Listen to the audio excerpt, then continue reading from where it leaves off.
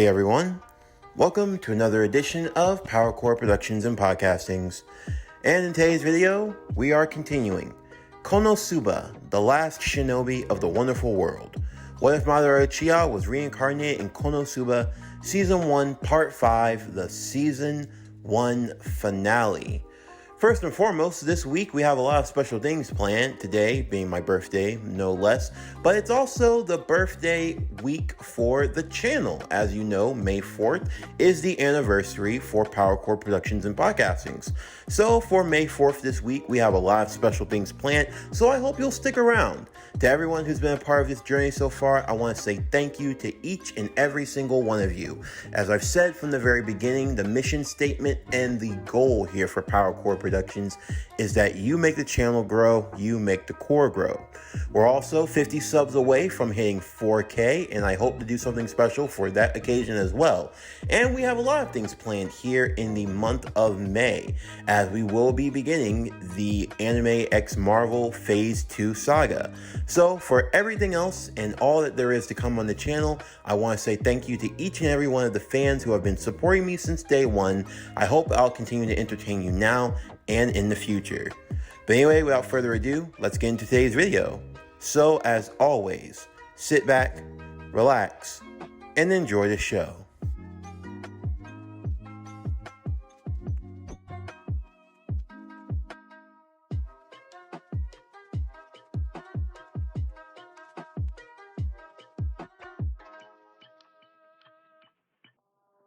Madara, Aqua, Megumin, and Darkness arrived to the guild. All the heroes in the town of Axel were gathered together as they heard more news about the upcoming danger, that being the Mobile Fortress Destroyer, a monstrous machination of magic and machine taken into the form of a spider that's back seemed like that of a fortress tower. It wandered across countrysides, destroying any and everything in its path. For Madara, as he saw some of the images through the crystal ball, it almost gave the same impression like that of the Biju themselves. Something this powerful and monstrous could potentially be useful, although the idea of potentially using it for one's own advantage had long since gone out the window.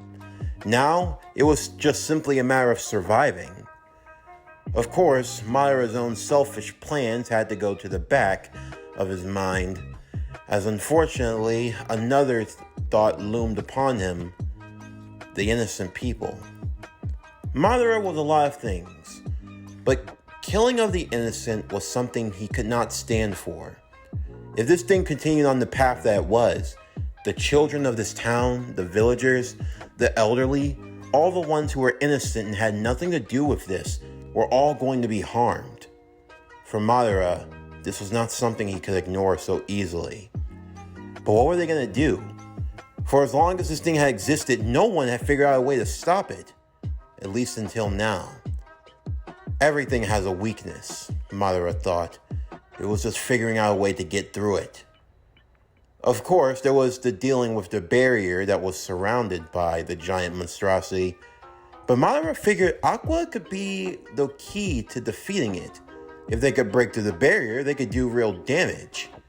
Damage in the form of an explosion. After all, it's what they had been training for all this time. Megumin training with Madara in order to improve her ability of using explosion. It still was only a one-shot attack, but at the very least, she was a lot more concentrated. She could focus it on one key point. And maybe that was the key to victory. And they had Wiz, who was very adept at using magic, especially being a lich, and she was capable of helping them. Everyone turned to Madara and his now assuming party, as they were the ones who were looked to figure out what they were going to do in this matter. After thinking it over, Madara figured he came up with a plan. However, they'd have to act quickly. As they prepared themselves, Darkness would stand out onto the battlefield alone, Madara walking beside her. You know, this is going to be a dangerous spot not too long from now. You don't have any use being out here, so it's best you get out of the way. Unfortunately, I cannot. Why? Is your perversion so high you wish to be trampled to death? Of course not. My own personal desires have nothing to do with the matter. I owe it to the people here to protect them. And why is that? What duty do you owe to these people? I get that you're a knight, but that's not fully what I am. Tell no one of this, but my true name is not Darkness. It's Lalatina Dustinus Ford, of the Lalatina family name. Lalatina? Yes, I am an heir to the Dustinus family, and they are the proprietors of this land. I serve as a knight in order to keep them safe. Protecting the people, it's what matters the most to me. I see. So your safety of the people, you could say it's your will of fire. Will of fire? It's an old saying where I'm from. You could say that the will of fire is what gives one strength. It's what allows one to stand in the face of adversity.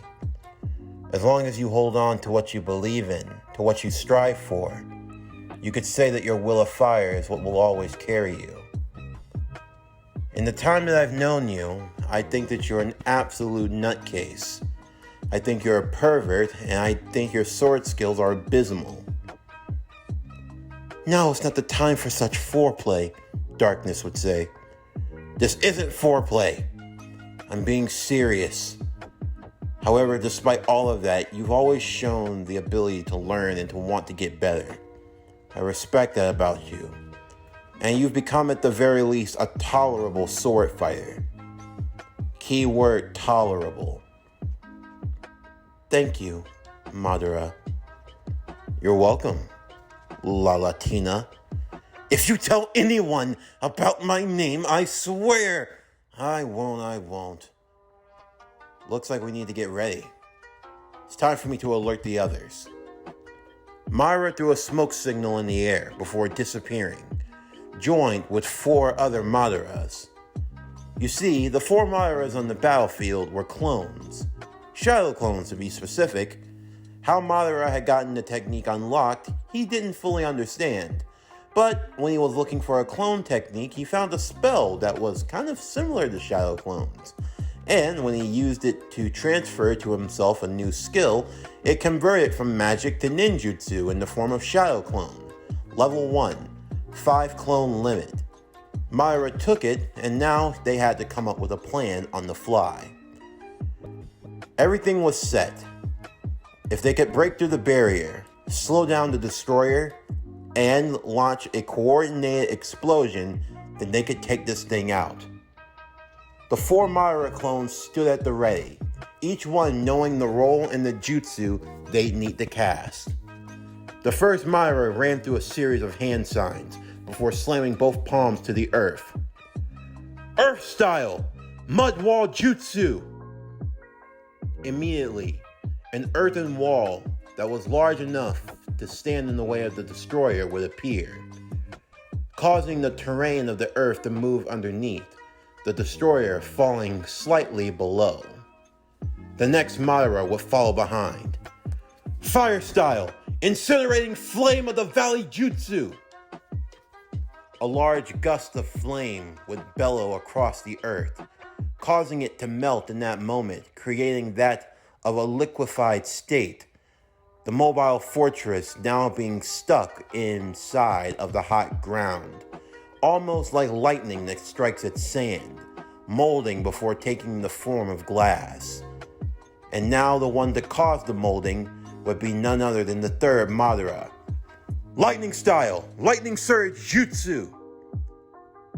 The lightning would quickly strike down towards the molten rock, causing it to harden once again, and leaving the mobile fortress destroyer stuck in its place. And finally, to cool it down and to make sure that it would stay hardened, the 4th Madara. Water style, water wild wave surge jutsu. The 4th Madara would disperse a large amount of water, now moving over the hardening molten earth that had now been solidified by the lightning. The finished product? A mobile fortress destroyer stuck in the earth, unable to move. Aqua would use her ability to break through the barrier of the destroyer. And now, with a wide open shot, the real Madara stood on the tower walls of Axel, with Megumin to his left and Wiz to his right. Megumin would be a bit nervous in that moment, but Madara would encourage her, telling her that this is what she trained for. All she had to do was concentrate her explosion into the air, and he would take care of the rest. Encouraged by her friend, Wiz and Megumin would both create a simultaneous explosion, as powerful as they could. The twin powers of light shining into the air, preparing to crash back down to the earth. However, Madara would catch it in time. The real Madara running through a series of hand signs before expelling. Wind Style, Wind Dragon Jutsu! The Wind Dragon would bellow, crashing into the two explosions in the air. However, the wind would catch the explosions. Now the Wind Style Dragon morphed into that of a dragon created from explosion magic. Madara now being able to wield the great power of explosion. He could feel it within the dragon as he guided and directed it. Combination attack! Wind Style Wind Dragon Jutsu! Double dose of explosion magic! Combination style, explosive dragon, incinerating assault of the darkness of the crimson flame, powered by that of the lich. And now, mobile fortress destroyer. Your reign of terror ends today, because today is the day that you die. Explosion! The explosive dragon would crash into the head of the mobile fortress destroyer. Pinpoint accuracy is what was needed here. Madara, his Sharingan blazing like that of the Crimson Eye of the Crimson Demons, as he focused upon the wind dragon that had merged with the two explosions. All of them combining into one, the attack being used to destroy the Great Destroyer. The people of the town would cheer, feeling as though victory had been gained. Madara now felt extremely exhausted. Using all those jutsus, it was really running him dry. Even if he knew how to use the power, his body just wasn't at the level to be able to use it all as freely as he would have liked. All the same, the only thing that mattered now was that they had gotten the victory. Of course, with the fighting seemingly over, everyone was ready to go have drinks at the pub, and Madara was just as ready to follow them. That was until the mobile fortress destroyer, even though it had been stopped and seemingly destroyed, started to glow, and these words started to ring out amongst the people. All crew members, evacuate immediately. Self-destruct sequence engaged. Self-destruct engaged. Self-destruct engaged.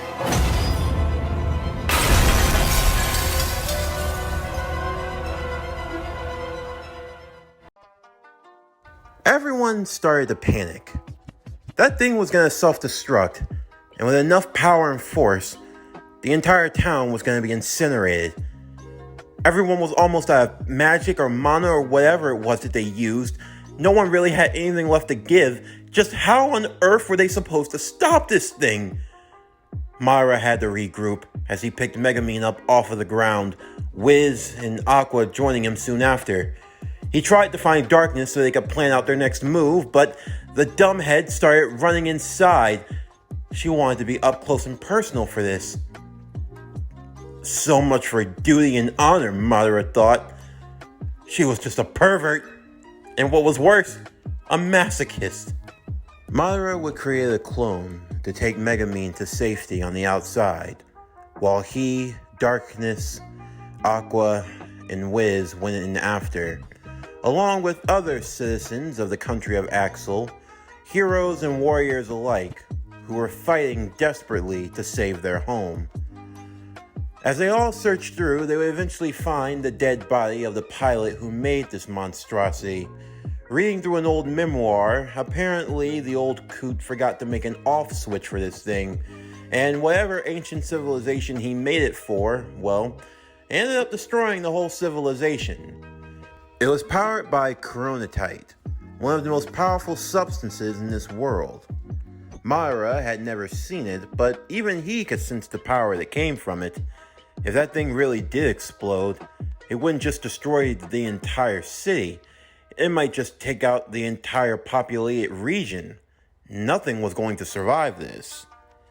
The only thing they could do was figure out a way to get it out of here. And the only way to do that was with teleportation. Madara cursed under his breath in that moment. The only teleportation jutsu he knew was the flying Raijin. And even then, he didn't know the jutsu. He had just been on the business end of it a couple of times. From that damn Tobirama. That white-haired son of a... Of all the times when he could have been useful, it would be in the one moment where he's not here. In other words, unless they could figure out another way of getting out of here, they were screwed. Although thankfully, Wiz actually had a teleportation spell that she could use in that moment. Although in order for her to do so, she was going to need some power since she was running real low. Wiz would then turn to Madara, who had the most energy and mana out of all of them. "Do you think you can do it?" Madara would ask. Yes, I think I can teleport far enough away, but to where, I don't know, and don't worry. Just send as far as you can, and we'll worry about the rest later. Are you sure?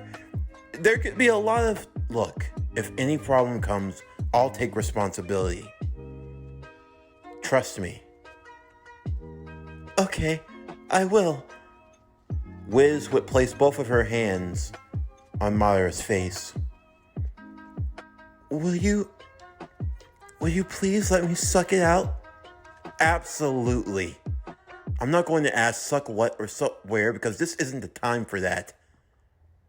Okay, thank you. No, thank you. For Madara, he was letting his inner child come to the surface at that moment. And he probably should have thought things a little more thoroughly before he agreed to that, because Wiz did indeed suck him. She almost sucked him dry. Sucked him dry of his mana, as Madara was left on the ground, shriveled and, well, near death. Oh, crap. Just do it, Wiz! With that, Wiz would use her teleportation spell, sending away the coronatite. With the destructive element now gone from the mobile fortress destroyer, everything seemed to be looking up and well for our group. Except for one thing. The pipes inside of the mobile fortress destroyer had been swelling up, and as a result, there wasn't going to be a cataclysmic explosion, but there was going to be a deathly explosion that might kill everyone inside. So, just as quickly as everyone ran in, they all ran out, ducking and running for cover behind the many hills and the fields as what was left of the mobile fortress destroyer would go up in flames. Madara and everyone else watching on, cheering in victory as they had managed to survive their horrifying ordeal. For Madara, he was relieved. Relieved that everyone was okay, that everyone survived, and that they were going to be making it back home in one piece. The guild would be opened immediately. Everyone would arrive there for treatment, for drinks, food, and to just relieve themselves of all of the worries that the last few hours had put them through. Madara found himself lying on the ground. Thankfully, his head was resting on something soft. It was in the lap of Wiz. Where am I?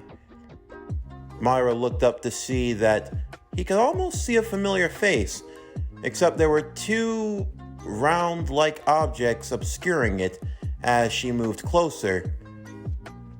Madara, you're awake! Madara? No, it's not the same one. What's going on? Oh, I'm sorry. Wiz would immediately lift her chest out of Madara's face. I said, what's going on? What happened?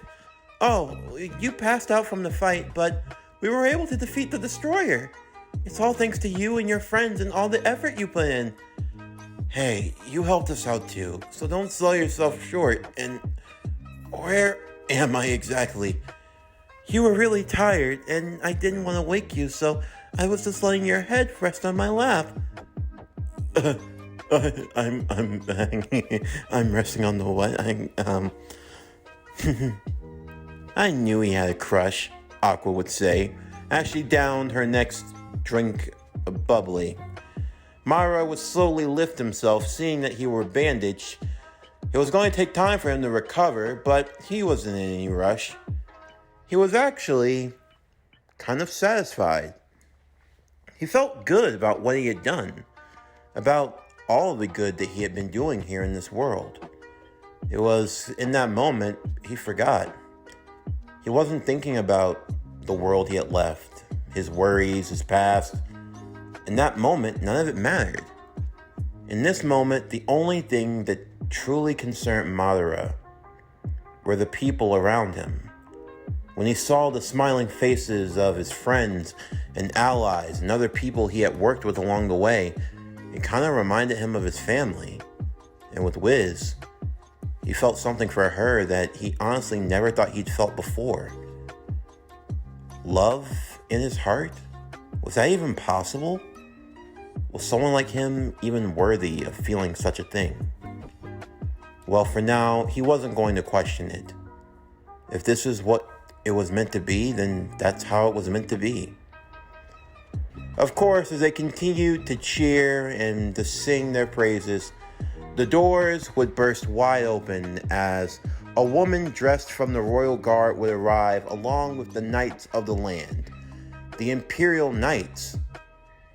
Aqua would be surprised, along with everyone else, to see that the guards had arrived, although maybe it was because it was time for them to get the reward.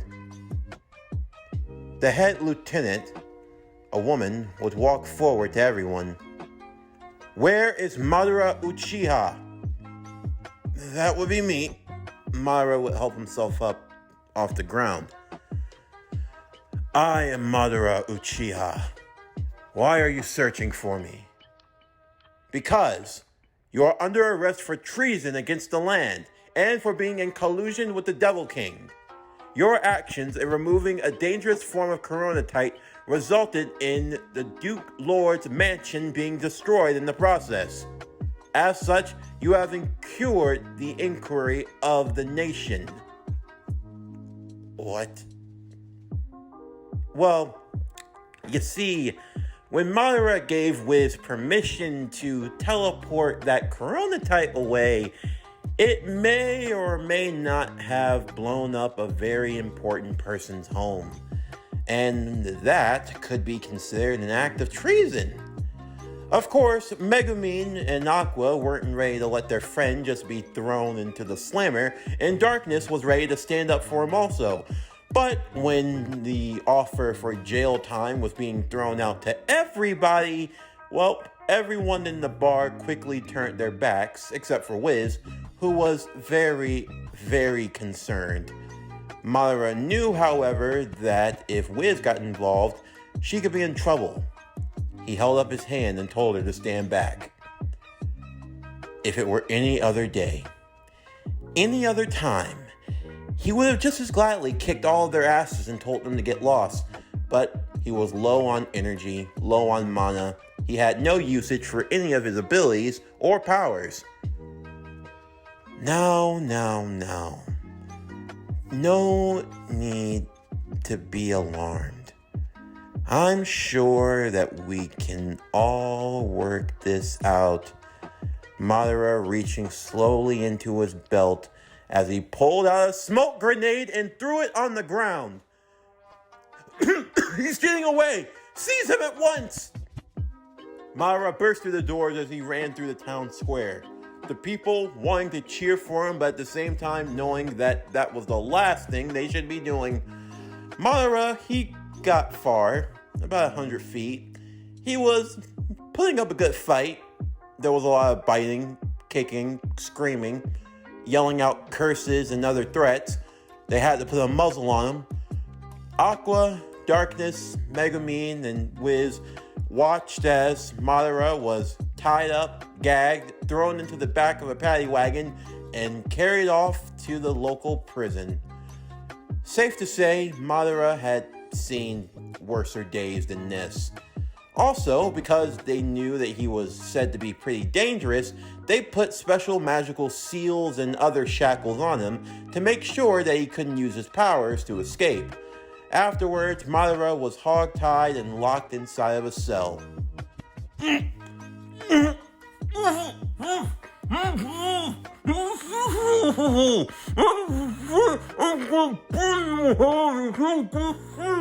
Now, partner, calm down.